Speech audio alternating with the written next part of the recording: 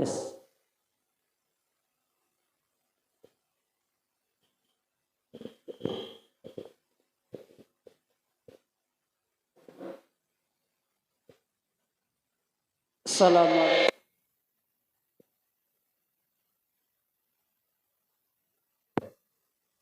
Assalamualaikum warahmatullahi wabarakatuh.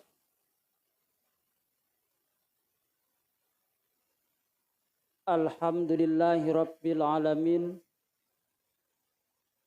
Alhamdulillahillazi khalaqal mauta wal hayata liyabluwakum ayyukum ahsanu amala. Ashhadu an la ilaha illallah wahdahu la syarika lah. Wa ashhadu anna Muhammadan abduhu wa rasuluhu la nabiyya ba'dah. Allahumma salli wa sallim ala habibina al-mustafa wa ala alihi wa ashabihi wa mawalah, amma ba'du. Bapak-bapak, ibu-ibu hadirin rahimakumullah. Pertama-tama marilah kita bersyukur kepada Allah dengan ungkapan alhamdulillahirabbil alamin atas limpahan nikmat, rahmat, taufik, hidayah serta inayah Allah.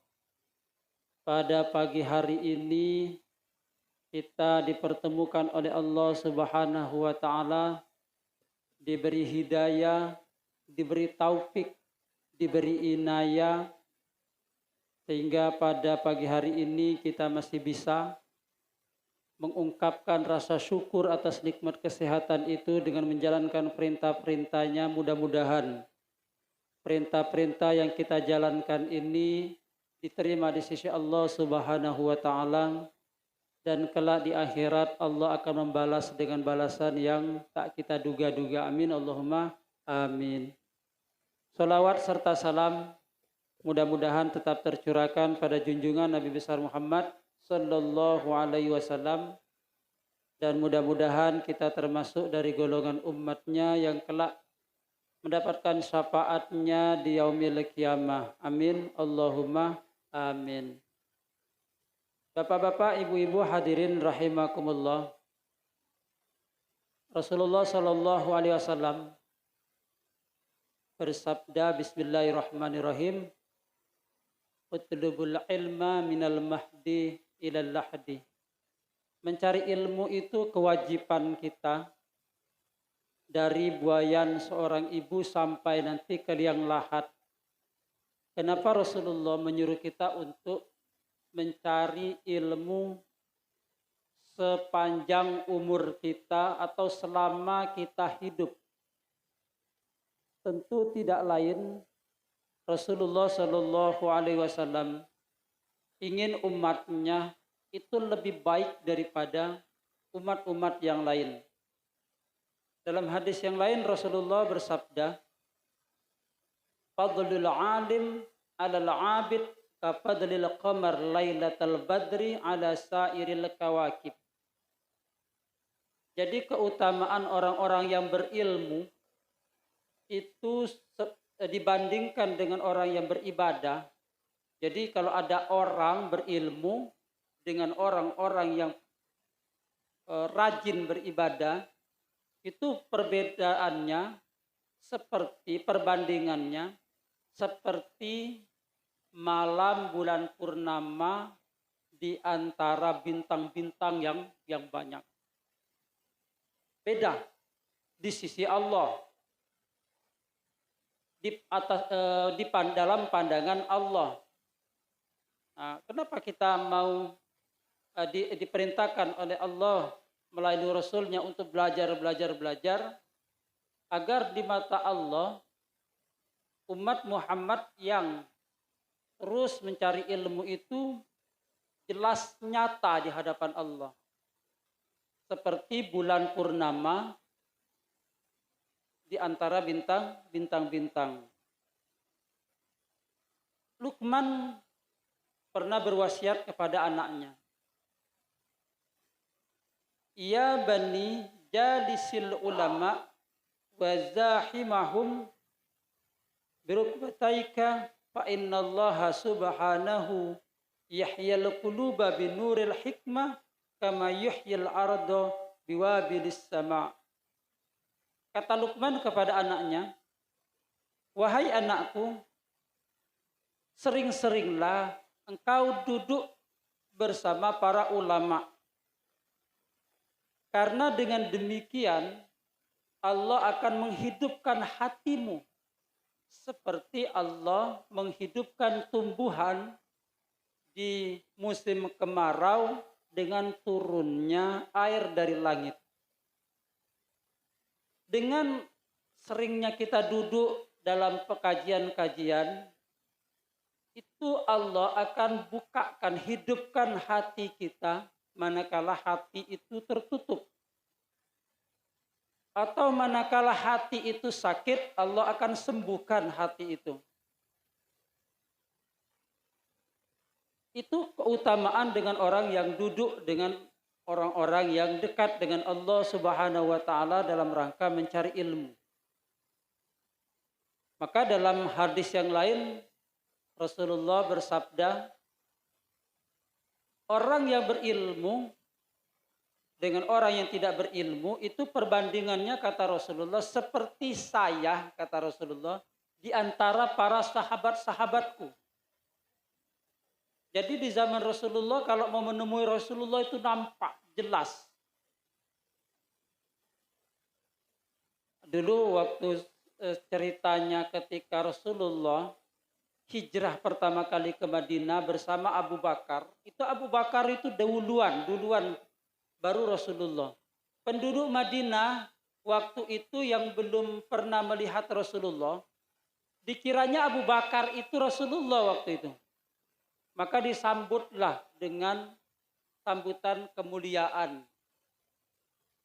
Begitu mereka melihat satu lagi laki-laki di belakang Abu Bakar, mereka langsung tahu, oh ini Rasulullah bukan yang tadi. Jadi mereka salah sambut pertama. Dikiranya Abu Bakar yang pertama itu Rasulullah. Tapi begitu melihat ada laki-laki lagi yang belakang dengan jaraknya tidak terlalu jauh, baru mereka tahu kalau Rasulullah yang mereka tunggu itu ada di belakang Abu Bakar. Jadi nampak sekali, jelas sekali Rasulullah di antara para sahabatnya. Nah, Rasulullah mengatakan di hadapan Allah orang-orang yang mencari ilmu itu seperti aku di antara para sahabat. Jadi jelas nampak di hadapan Allah. Agar kita mudah dikenal di hadapan Allah Subhanahu wa taala, maka perbanyaklah mendatangi majelis ilmu agar hati kita hidup dan kita di hadapan Allah Subhanahu wa taala itu bisa jelas nampak seperti Rasulullah di antara para sahabatnya. Bapak-bapak, ibu-ibu, hadirin pemirsa dimanapun berada, setiap pagi berada di suatu lautan yang Allah tidak sebutkan lautan itu di mana. Terdapat malaikat-malaikat yang terbuat dari cahaya menunggangi kuda-kuda yang terbuat dari cahaya dan membawa pedang-pedang yang terbuat dari cahaya yang mengelilingi lautan tersebut seraya mengucapkan tasbih. Subhanal Malikil Quddus, Subhanal Malikil Ma'bud, Subhanal Malikil Quddus, Subhanal Malikil Ma'bud, Subhanal Ladzi la yuhyi la yamut, Subhanal Malakul, Subhanal Malik, biasa saya lupa juga jadinya. Subhanal Malikil Quddus, Subhanal Malikil Ma'bud, Subhanal Malikil Ladzi la yuhyi wa la yamut, Subuhul Quddus Rabbul Malaikati Warruh. Barang siapa yang mengucapkan, kata Rasulullah, barang siapa yang mengucapkan tasbih tersebut setiap pagi atau sebulan sekali atau sekali dalam seumur hidupnya, maka kata Allah melalui Rasulnya akan aku ampuni dosanya sebanyak buih, walaupun sebanyak buih di lautan. Aku tidak peduli dosanya sebesar apa, sebanyak apa. Kalau dia mengucapkan tasbih tersebut setiap pagi, maka aku akan ampuni dosanya, dosanya. Jadi ada amalan kita setiap pagi, Pak Bu. Nanti kita printkan aja, kita hafalkan bersama. Setiap pagi sekali saja. Di sholat, nanti setelah selesai doa kita baca lagi. Banyak amalannya, banyak. Lebih baik kita banyak amalan daripada banyak ngutahnya. Daripada habis subuh ke sana sini, ya lebih baik kita tasbih. Jadi setiap pagi malaikat terbuat dari cahaya mengelilingi lautan, memuji Allah Subhanahu wa Ta'ala. Dari cahaya menunggangi kuda, dari cahaya megang pedang, dari cahaya mengelilingilah lautan. Saya tidak tahu juga kelanjutan hadis tersebut kenapa membawa pedang terbuat dari cahaya dan membaca tasbih. Tapi pada intinya amalan setiap pagi itu setelah subuh yang baik itu adalah tasbih, memuji Allah Subhanahu wa Ta'ala di antara amal-amal yang lainnya. Banyak sekali amalannya tasbih ini. Perbanyak tasbih itu di pagi hari. Menjelang subuh amalannya istighfar. Tengah malam sholat. Kata Imam Ghazali, ada dua amalan yang baik bagi manusia. Pertama, sholat malam, yang kedua sodako. Kalau kita berat sholat malam, bangun Pak Bu, jangan lupa sodako. Kalau tidak bisa dua-duanya, maka satu harus diambil. Berat kita malam berarti jangan tinggal sodakonya. Nah, setiap hari kita bersodako agar dua amalan yang utama ini tidak lepas dalam kehidupan kita. Bapak Ibu hadirin rahimakumullah. Manusia itu ada 3 tipe dalam kehidupan ini. Ada 3 karakter manusia, ada 3 macam bentuk manusia dalam kehidupan ini. Nah, kita manusia seperti apa? 1, manusia ibarat makanan. Apa sifat makanan? Makanan itu sangat dibutuhkan oleh manusia. Orang kalau tidak makan, bahaya. Kemanapun manusia, dia pasti akan mencari makanan tersebut, dan makanan itu dicari, dibutuhkan. Kalau orang tidak membutuhkan makanan, pasti dia akan merasakan sesuatu, baik sakit ataupun celaka, ataupun dia akan jauh dari kesempurnaan dalam kehidupannya. Ada manusia yang diibaratkan makanan, dia sangat dibutuhkan oleh manusia yang lain. Kemanapun dia berada, dia sangat dicari, dibutuhkan. Kita lihat, sifat makanan itu ada 2. Dalam Al-Quran, halalan thayyibah. Sifatnya halal, thayyib. Baik, kalau dia halal berarti ada manfaat. Baik pada untuk dirinya ataupun untuk orang lain. Itu sifat halal. Karena kalau dia tidak halal, dia akan membahayakan tubuh. Kalau orang tidak makan dari makanan yang halal, maka akan membahayakan tubuhnya. Begitu juga kalau dia makan yang tidak baik, dia akan membahayakan tubuh secara fisik. Kalau tidak halal, tidak bermanfaat bagi tubuhnya, akan membahayakan secara karakter. Kalau dia tidak baik makanan itu, maka dia akan membahayakan secara fisik. Kalau orang makan makanan basi, pasti sakit perut nanti. Itu tidak baik, membahayakan tubuhnya. Kalau dia tidak halal, maka akan membahayakan karakternya.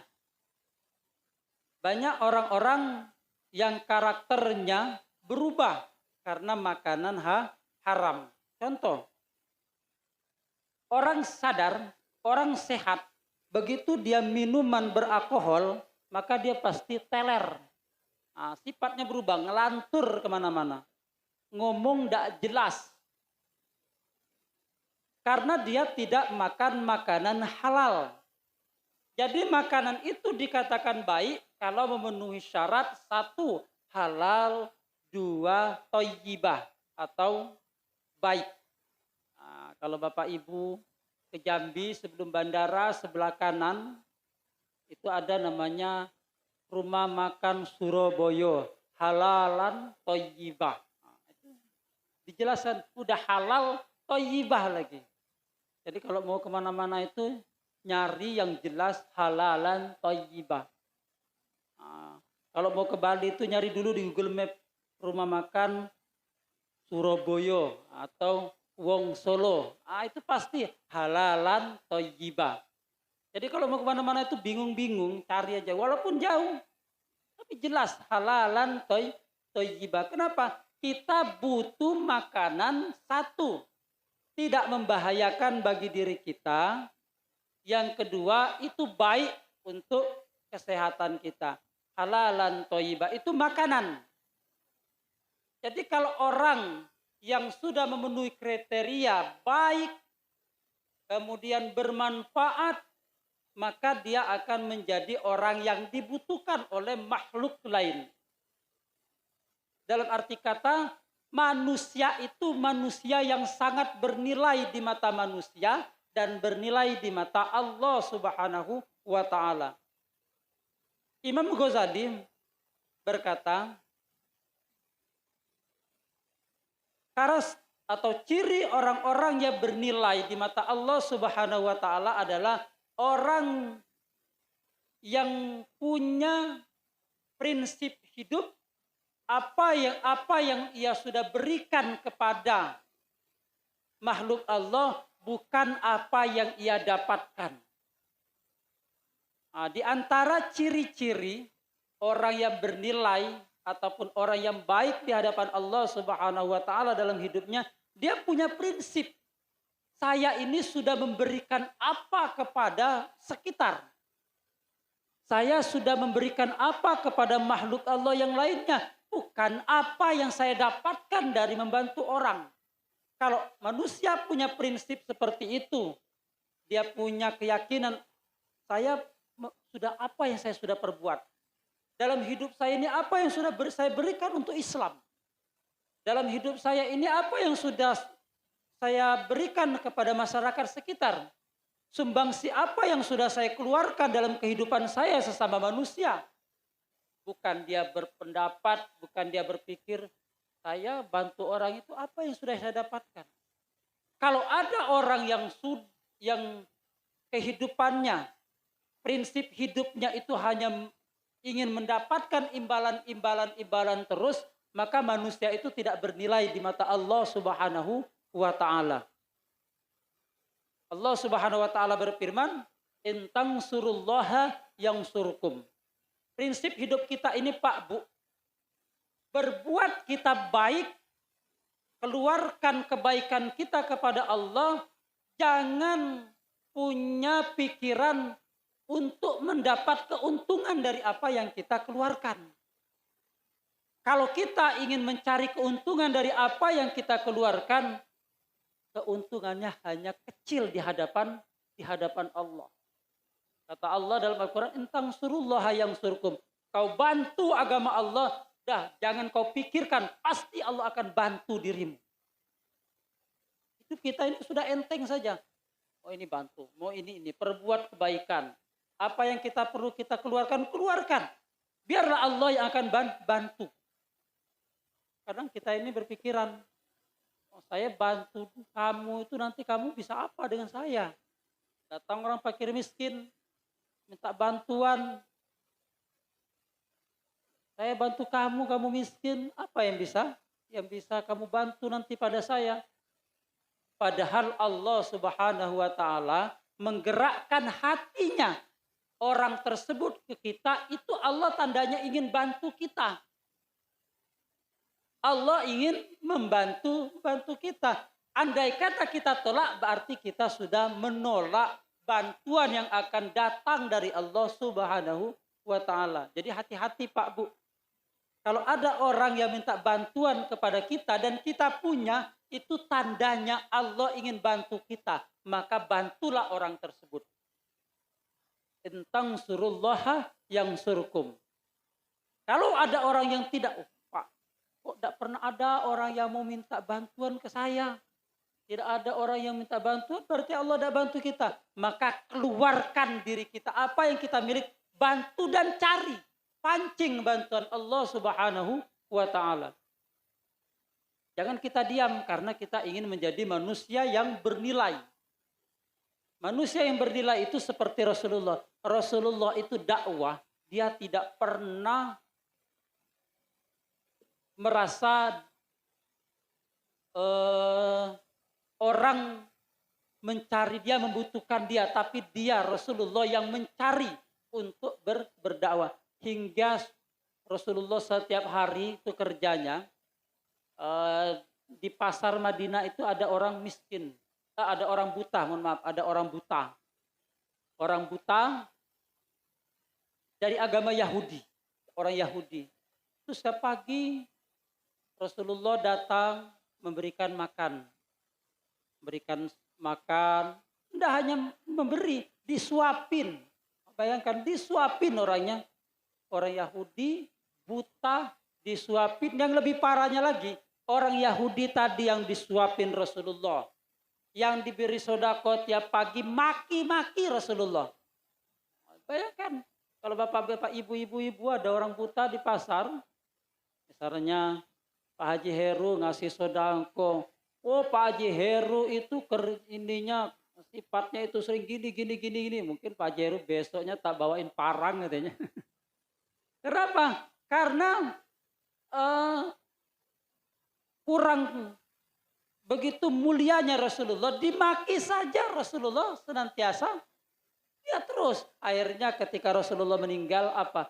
Dibutuhkan Rasulullah. Mana ya orang yang setiap pagi itu menyuapin saya? Dicari.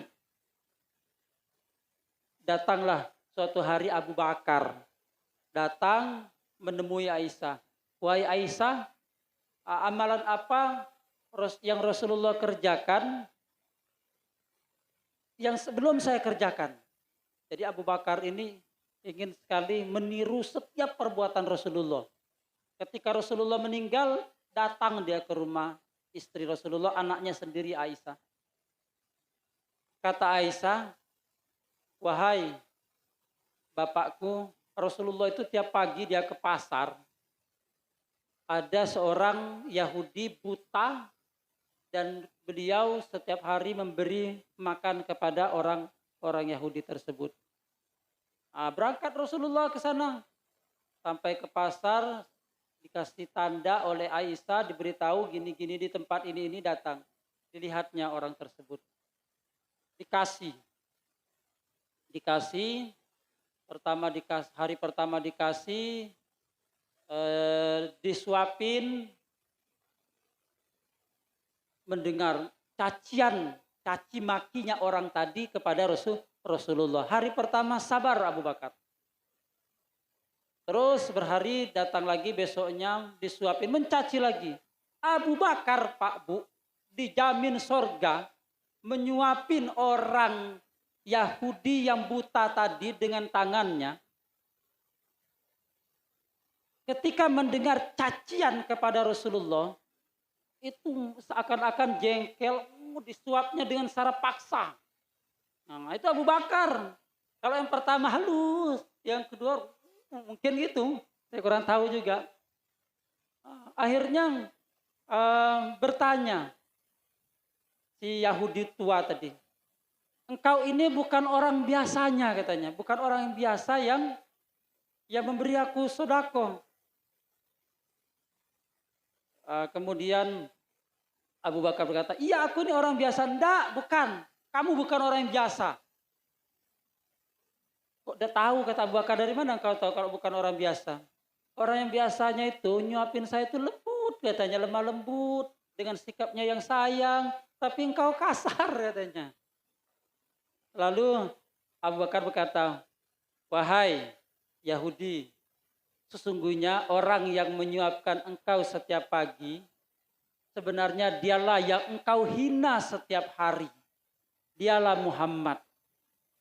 Mendengar kata-kata tersebut dari Abu Bakar langsung, tersungkur orang Yahudi tadi, menangis sejadi-jadinya dan menyesal, dan saat itu juga menyatakan masuk Islam. Dicari Rasulullah walaupun dia sudah tiada. Dicari beliau walaupun dia sudah meninggalkan dunia. Itu ciri orang-orang yang baik. Rasulullah baik. Bermanfaat bagi yang lain. Meninggal pun masih dicari dan dibutuhkan. Maka sifat kita ini untuk menjadi orang yang bernilai di mata Allah Subhanahu wa taala, kita mengejar target orang yang bernilai di hadapan Allah, perbanyak bermanfaat bagi orang lain. Bukan hanya saja manfaat itu kita peroleh, tapi Allah akan bantu kita. Jadi Pak Bu, kadang pengalaman rohani saya sendiri, kalau ada masalah yang ruwet, kita cari bantu orang. Insya Allah akan cepat selesai masalah itu. Karena apa? Prinsip kita ada dua, Al-Quran, intang surullaha yang surkum, bantulah Allah, maka Allah akan bantu. Yang kedua hadis Rasulullah, wallahu fi aunil abdi, maka nal abdu fi auni ahihi. Allah itu akan senantiasa berada di naungan-naungan, menaungi manusia selagi manusia itu membantu sesamanya. Jadi coba kita amalkan ajaran Rasulullah ini. Kalau kita punya hajat, kita punya masalah, pertama, bantu orang seperti apa? Kalau kita masalahnya banyak hutang, misalkan, waduh hutang saya ini 10 juta, deadline-nya 3 hari, 4 hari. Kalau dengan keyakinan yang kuat, keyakinan yang dalam, infakkan 100.000 kali 10 juta, kali 100, 10 juta. 100.000. 100.000, ya Allah gantilah dengan 700 kali lipat. Coba amalkan. Oh ternyata, loh Pak, kok tidak sampai jadi 770 juta Pak, berarti kurang ikhlas gitu. Nah, ini kurang ikhlas karena Allah Subhanahu wa taala pasti akan balas. Atau Allah balasnya itu berupa peleburan dosa kita. Ini tadi mau saya ganti kata Allah dengan 700 kali lipat, tapi dosamu banyak, hapus dulu dosa. Jadi balasan itu tuh datangnya membersihkan dulu jalannya. Banyak kotoran, yaitu berupa dosa-dosa kita. Nabi Isa alaihissalam itu pernah berkata kepada murid-muridnya, perbanyaklah memiliki sesuatu yang tidak bisa dimakan api neraka. Hidup kita ini harus menabung, memperbanyak perkara yang tidak bisa dimakan oleh api neraka. Murid-muridnya bertanya, apa itu Isa? Yaitu kebaikan. Jadi harus banyak berbuat baik. Dimanapun kita berada, perbanyaklah perbuat baik, karena perbuatan baik itu tidak bisa dimakan oleh api neraka.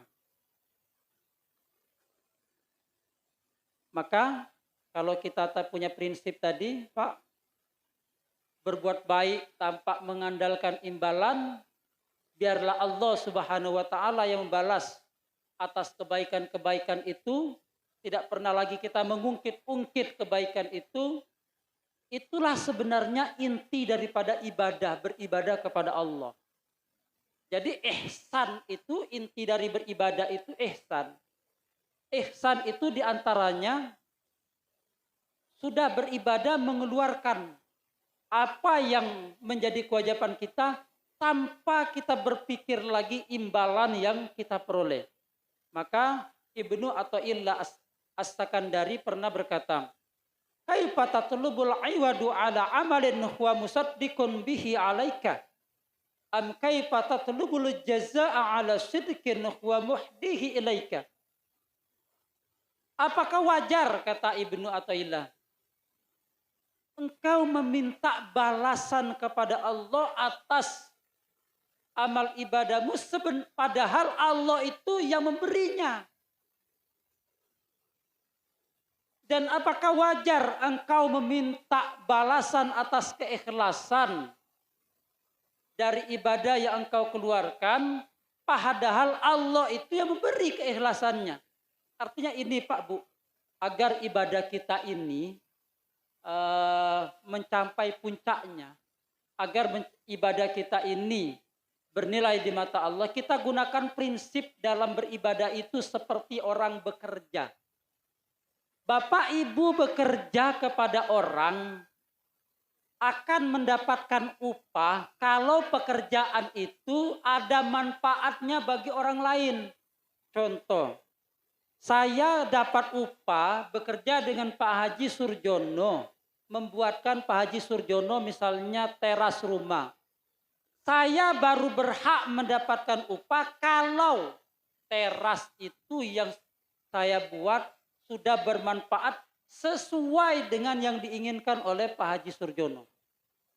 Tukang itu Pak Bu, dia akan mendapatkan balasan atas pekerjaannya kalau sudah jadi barangnya. Kalau dia sudah sesuai dengan permintaan yang punya.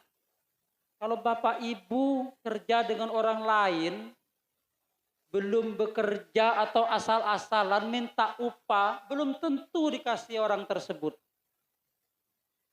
Pak Jupri minta upah bekerja dengan misalnya dengan Pak Haji Kasbullah. Kerjanya asal-asalan, buat pondasi, disenggol dikit roboh. Besoknya datang Pak Haji, sudah jadi, mana upahnya? Disenggol sama Pak Haji Kasbullah, kok roboh Pak Jupri? Belum tentu dikasih upahnya. Nah, prinsip kita beribadah itu mestinya demikian, itu jangan menjadi prioritas. Artinya, kalau kita ini punya harapan untuk dibalas ganjaran oleh Allah, periksa dulu ibadah kita ini. Sesuai enggak standar ibadah kita itu di hadapan Allah? Walaupun kata Ibnu Athaillah, enggak pantas kita ini meminta balasan kepada Allah. Kenapa? Karena Allah yang memberi balasan. Artinya begini Pak, kita beribadah sholat.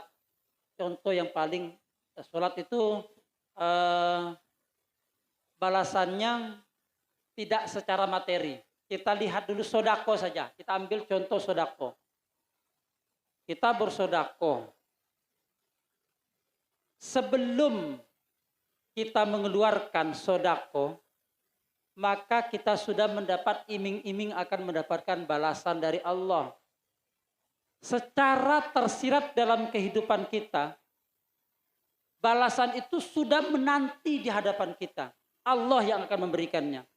Begitu sodako kita keluarkan, Allah sudah beri. Terus kita, Pak Bu, minta kepada Allah. Kata Ibnu Athaillah, wajar enggak kalian itu beribadah kepada Allah? Saya ambil contoh sodako. Engkau sodako, kemudian engkau minta balasan, padahal Allah sudah beri. Wajar enggak? Sudah diberi, minta lagi. Bahasa kita itu kurang sopan.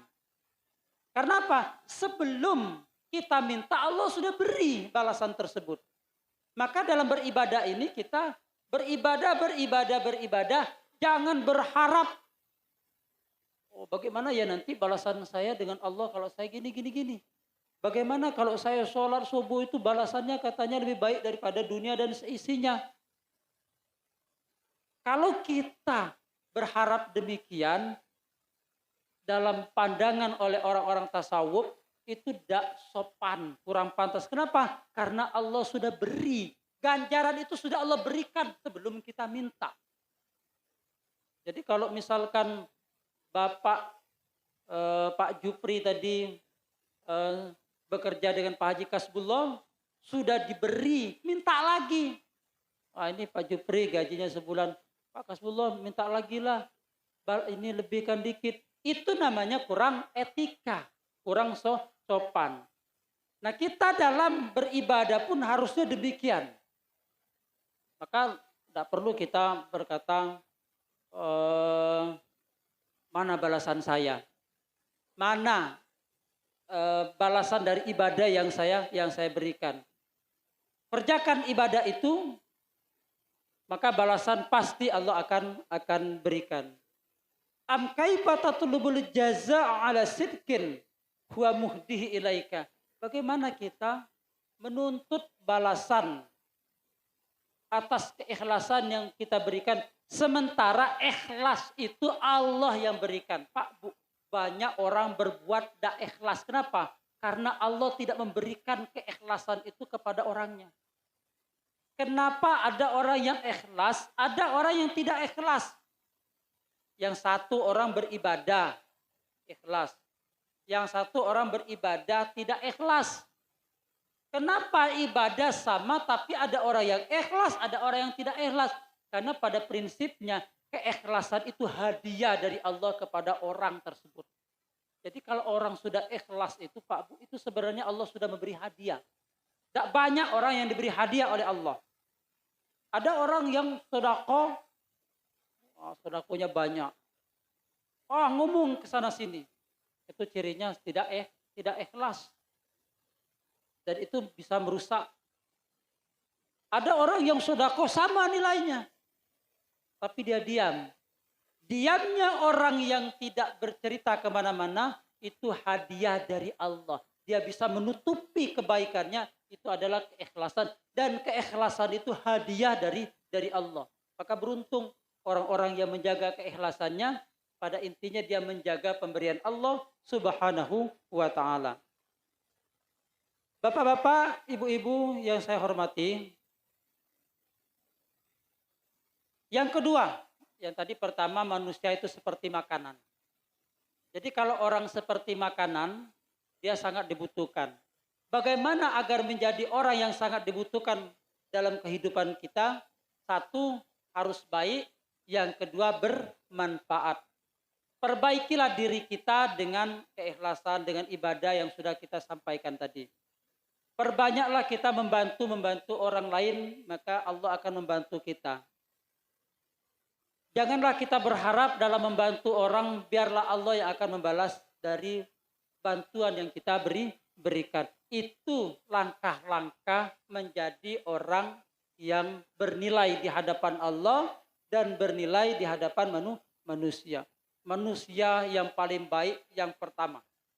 Manusia yang diibaratkan seperti makanan, dibutuhkan setiap saat.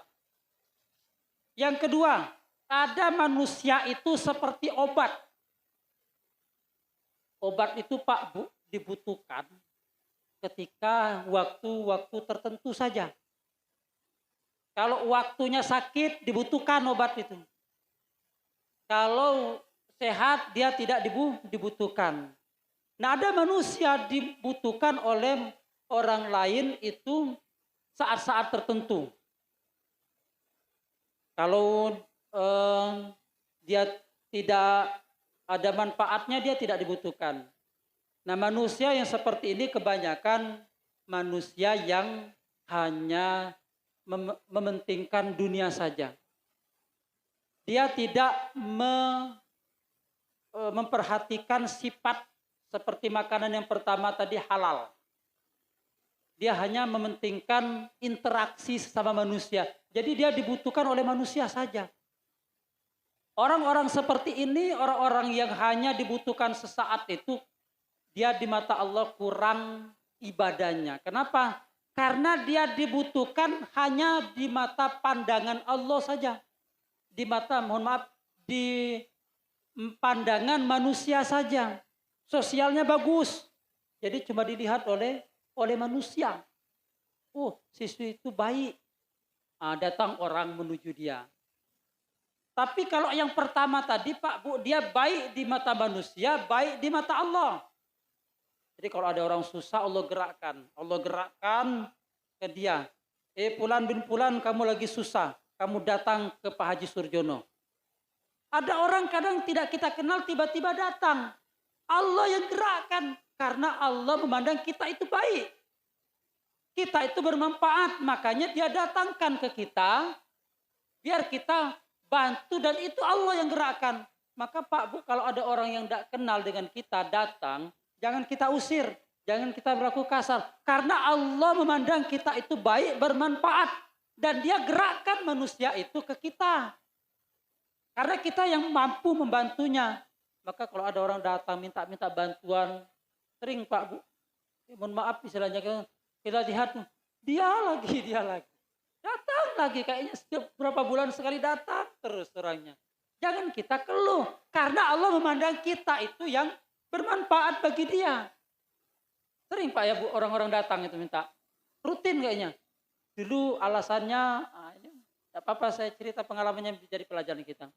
Datang dia pertama dulu alasannya rukonya di Bangko kebakaran, ya pas waktu itu kebakaran di Bangko.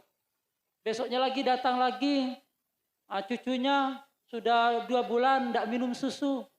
Besoknya datang lagi terus kayak gitu. Kalau kita memandang secara manusia, kita jengkel. Tapi kalau kita berpandangan, oh ini Allah yang menggerakkan. Saya tidak kenal dia, kenapa dia tahu saya? Kalau tidak Allah yang menggerakkan dan Allah memandang kita itu bermanfaat bagi yang sama. Beruntunglah orang-orang seperti itu. Kenapa? Karena dia baik di mata Allah, baik juga di mata manusia. Kalau bukan karena Allah yang menggerakkan Pak Bu, mustahil dia datang ke kita. Ulah Pak, dia kan nanya-nanya nama si A, si B itu dari itu tuh. Usaha dia mencari nama kita itu Allah yang menggerakkan. Kamu mau tahu nama dia sebelum kamu datang biar kamu tidak malu, kamu tanya ke sana. Allah lagi yang gerakkan. Jadi skenario hidup kita di dunia ini bukan hanya kebetulan dan tiba-tiba, Allah semua yang mengizinkan. Termasuk Pak Bu, kalau kita keluar dari majelis-majelis sandal kita hilang, ya memang Allah gerakkan orang itu yang ngambilnya. Jangan kita, kau sandal mudah-mudahan nanti kamu lewat jalan pakai sandal tergelincir nanti jatuh. Jangan kita doakan yang jahat, sodakokan. Alhamdulillah hari ini saya bisa bersodako sandal. Harusnya seperti itu. Ini kadang-kadang enggak sandal orang yang pakai, mudah-mudahan jatuh, malah jelek lagi. Padahal saat itu Allah gerakkan dia ngambil untuk menguji iman kita. Ikhlas enggak? Nah itu. Maka keluarkanlah. Mudah-mudahan yang memakai tadi bermanfaat. Walaupun salah sandal, biasanya kan gitu. Tapi itu semuanya bukan karena kebetulan Pak Bu. Di dunia ini tidak ada yang kebetulan. Segala kejadian 500.000 tahun sebelum dunia bumi ini diciptakan, Allah sudah catat setiap kejadian-kejadian. Tidak ada yang kebetulan di dunia ini. Semua sudah ada di Lauhil Mahfuz. Jadi tinggal kita menata hati. Besoknya sandal kita hilang satu, ya mudah-mudahan kalau rezekinya saya sandal itu balik dan Allah akan, kalau enggak ya Allah akan ganti, enteng enak. Daripada ngerutu, sudah hilang. Enggak jadi ibadah, hatinya tambah sakit. Sakitnya sampai ke rumah masih juga. Terus, maka kita biasakan segala sesuatu itu ada manfaatnya jika kita menata hati. Ada orang yang kedua itu seperti obat. Jadi dia dibutuhkan hanya saat-saat tertentu. Kalau kita model seperti itu Pak Bu, berarti kita kurang baik di mata Allah Subhanahu wa ta'ala. Perbaiki diri kita. Seperti dengan apa? Banyak berbuat baik, tingkatkan ibadah kita di hadapan Allah Subhanahu wa ta'ala. Berapa Pak Haji? 10. Banyak berbuat baik kita di hadapan Allah. Kita tidak cukup baik saja di mata manusia, itu tidak cukup. Tapi kita harus baik di mata Allah dan baik juga di mata manusia. Yang ketiga, ini yang harus dihindari Pak Bu. Jangan jadi manusia ibarat penyakit. Tidak ada orang yang mau sakit, itu tidak ada Pak Bu. Tidak ada orang yang mau sakit. Maka jadi manusia, janganlah jadi penyakit. Karena penyakit itu dihindari manusia, kurang disenangi manusia, dan bahkan dijauhi manusia. Apa itu ciri penyakit? Penyakit itu datang kalau orang tersebut kurang bersih. Penyakit itu akan menimpa manusia kalau manusianya kurang bersih. Sakit perut terjadi karena makanan yang tidak bersih. Kalau kita kurang bersih, kurang baik, baik itu di hadapan manusia, di hadapan Allah, maka kita sudah menjadi penyakit. Dan penyakit itu banyak dihindari manusia. Tapi kadang Pak Bu, ada orang juga yang diuji dengan penyakit tersebut. Ada orang yang memang diuji oleh Allah seperti Nabi Ayub. Tidak semuanya penyakit itu jelek. Tapi ada juga penyakit itu ujian dari Allah Subhanahu wa Ta'ala. Seperti Nabi Ayub. Nah terkadang Pak Bu, manfaatnya ada juga dari penyakit tersebut. Kadang ada manfaatnya. Jadi engkau tahu keburukan, kita tahu keburukan dan kita harus menjauhi. Apa manfaatnya penyakit itu Pak Bu? Saya ambilkan contoh yang tadi. Sakit perut itu penyebabnya karena makanan yang kurang bersih. Kalau kita tahu, kalau makan yang kurang bersih, akibatnya akan membuat kita sakit perut, mestinya kita harus jauhi makanan yang tidak bersih itu. Jadi manfaatnya dari penyakit itu, kita tahu agar kita tidak terjerumus kepada perkara tersebut. Kita tahu orang itu tidak disenangi manusia karena ulah dan perilakunya serta akhlak tabiatnya. Dia dicemooh manusia, dia tidak disukai manusia, dia dibenci manusia. Manfaatnya bagi orang lain, supaya orang lain itu tahu kalau dia berbuat tidak baik, dia akan dibenci. Agar kita menghindari dari perbuatan yang tidak baik tersebut. Jadi tidak semuanya jelek, tapi ada manfaat. Penyakit itu tidak semuanya jelek, tapi kadang juga penyakit itu ada manfaatnya. Kalau kita tidak ingin sakit perut, maka janganlah makan makanan yang kotor. Kalau kita tidak ingin dibenci oleh manusia yang lainnya, maka janganlah kita menjadi penyakit dalam kehidupan kita. Bapak-bapak, ibu-ibu, ini saja yang dapat kita sampaikan pada pagi hari ini. Pada intinya, ada 3 macam karakter manusia, ada 3 tipe manusia. Kita mau seperti makanan, atau seperti obat, atau ingin menjadi seperti penyakit, tergantung kita.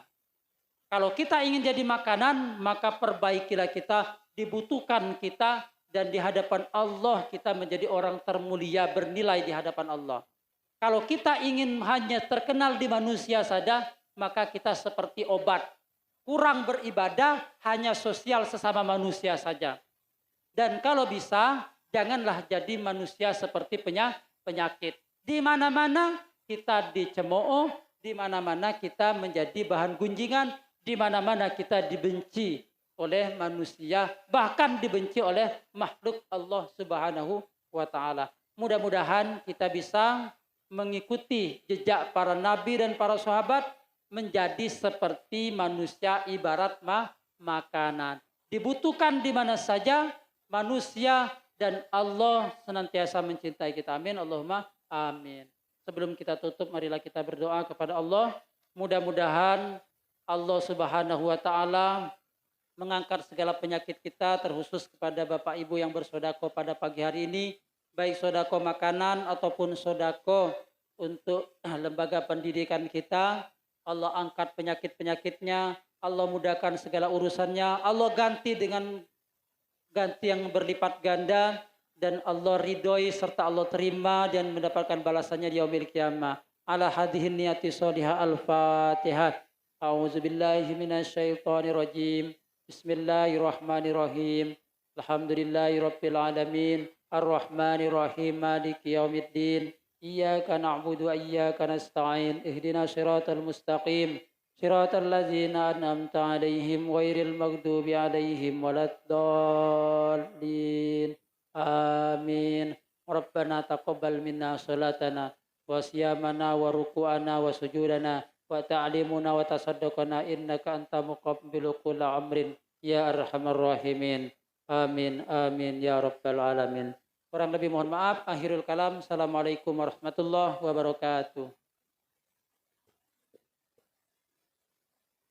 Infak kita 265.000. Alhamdulillahirabbil alamin.